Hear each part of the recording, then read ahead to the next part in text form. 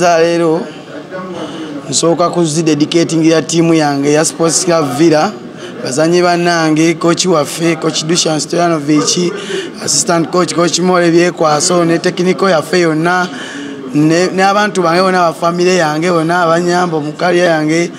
nange ng'omuntu okuteekamu amaanyi kubanga era kati next season bingi bintunuulidde abantu bonna bajja batunulira nze era nsaba Mukama nyambe nyongereko nsinge ku byenkoze season nsobole okwongera career yange waggulu n'okuyamba tiimu yange Sports Club Villa okudefending ekikopo season ejja. Kinyongera motivation okukola ennyo n'okugenda mu Sekafa nga nyina motivation okuyamba tiimu yange esobole okwangula ekikopo kya Sekafa tuongere emikisa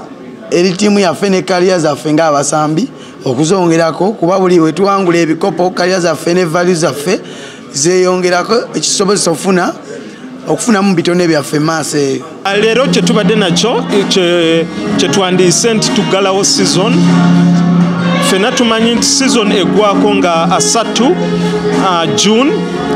kalenda bweggalawo so leero kye tubadde nakyo nti tubadde tulina okurecognizinga abasambi abasukulumye ku bannaabwe mu season ye tubaddemu.